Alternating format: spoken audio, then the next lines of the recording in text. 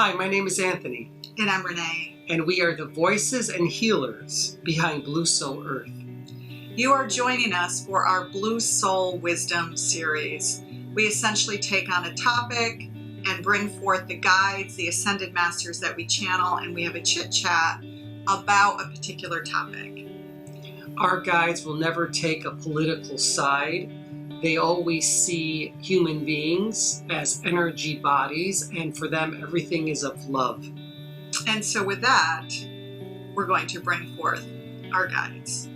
Let's do that. So Anthony is beginning to connect to deeper states of awareness and deeper states of consciousness in which he is accessing our guides from a different dimension.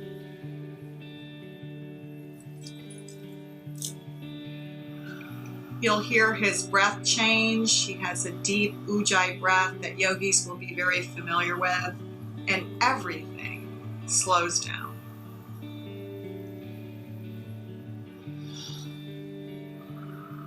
Always an honor and privilege to be in your presence, Gaia. Thank you for receiving us. Thanks for coming through, guys. What are you speaking about today? Today we're talking about the political transition that the United States is going through as we pass the baton from one president to another. And of course, that is not only creating uncertainty and confusion with Americans, but it's also affecting all of us emotionally, mentally, spiritually. So we thought we would talk about the types of things that we can do to plug into a higher level of consciousness and awareness as we go through times of uncertainty, like this one. We don't see times of uncertainty as you do. We don't perceive them that way. You perceive uncertainty because of fear, but we don't. We only see love. You see a transition occurring, but we don't. We only see an evolution of a species. You speak of your political system, and that is okay as well. But we don't see that as you do. We see you as loving beings, all having a spiritual experience, an awakening of sorts. And you are all on your own path. Your government is going through its evolution as well, just like all governments are on your planet. For people who still feel uncertainty because there's a lot of confusion around what they're getting in the media, so what can you suggest, insights and tips for people to plug into the love grid, if you like, or the grid that better supports them emotionally, better supports their energetic bodies? We understand the question. Where do you best wish to resonate? Where do you want to keep your frequencies? Do you want to keep them on your televisions and on the news? Or would you prefer to keep them in a high vibrational pattern? We've said this before and we'll say it again. You are like birds of a feather. Stay with those birds that are of a high vibrational pattern and stay there. It's that simple. Don't give in to all of the media that bombards your frequencies every single day. It's not worth it. It's only going to bring fear to who you are now in this lifetime. Your goal is to wake up, not to become part of the fear grid, if you want to call it that. What would you call it? Mass consciousness? There's a part of your united consciousness, your collective consciousness, that has fear in it. We suggest that you don't participate in it. Participate in the frequencies that are of love, that are nurturing to you, nurturing to your being at this time. During any upheaval, during anything that you perceive as a crisis, Stay in the frequencies that are going to be best nurturing for you.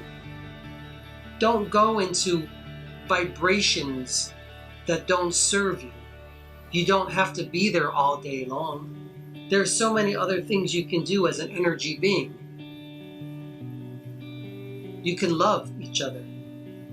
You can expand your souls. You can become one again with collective consciousness.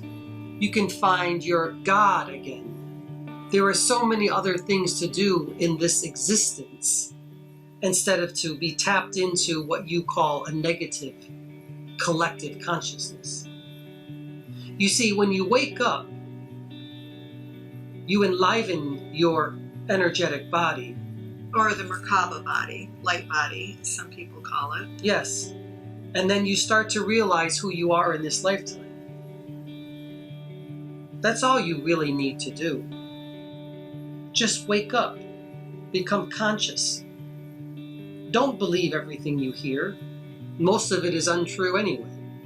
So how can we keep our immune system strong during this time? The immune system.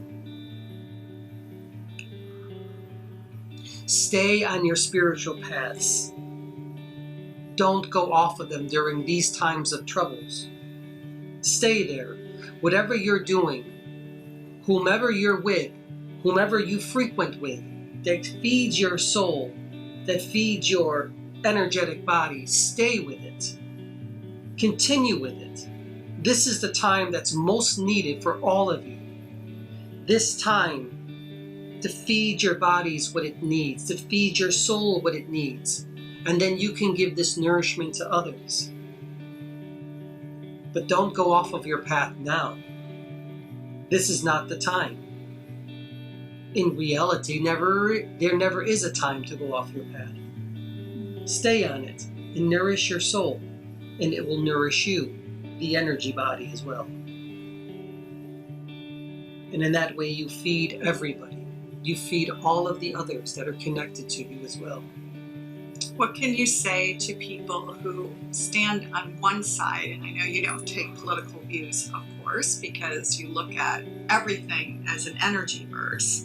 But what can you say to people who either believe that the election was stolen from them on one side, or on the other side, there's fear that there's still going to be sort of this destruction of, or divisiveness between parties, between people, between belief systems, between those who prefer to mask up and those who are anti-mask, those who are pro-vaccine and those who are anti-vaccine? Well, we say this to you. Be of love. Why do you always need to choose a side, one side or the other? Find the golden mean. Find the middle ground. And that's where you will find happiness and peace. Stop being so destructive with yourselves. It's not necessary anymore. That's not who you are. Find a middle path. The path that is best for you. You don't always have to take sides, this side or that side. But if you come into the middle path, you will find love.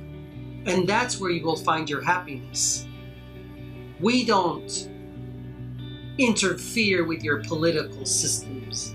They are nothing more than evolutions of your species. That's all.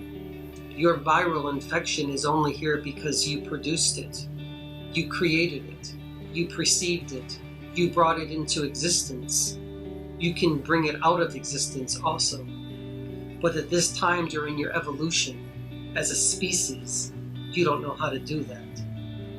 You often live in fear, contempt for one another, hatred. Once you find the middle ground, and you find the golden mean, and you find love, once you start thinking with your heart and not with your head, then you will truly understand who you are as a species. And there will be no more political strife.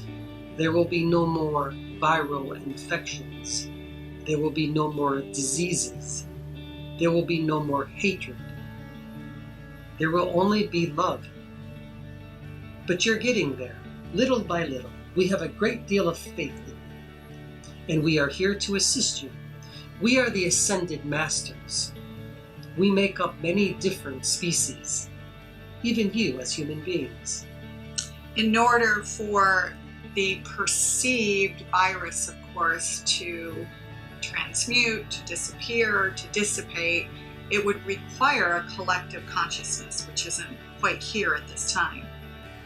It would require a transmutation of your collective consciousness to occur. And it is occurring, one soul at a time, but it is occurring. You've come a long way from just 100 years ago, 500 of your Earth years ago, 1,000 years ago, and then so on and so forth. You have no idea how far you've come. You still have a ways to go, but you're getting there. Remember who you are. You are spirit first, you're human second, and you're everything else third. You are source energy. You are high light beings. You are perfect as you are. That is all. Thanks, guys. Thank you for receiving us. Time for us to step back a little bit. Okay. So off they go, although they say they never really leave. They just unplug and take a step back from Anthony's auric field and allows more of Anthony's consciousness to plug back in and be the dominant personality, if you like, in the here and now.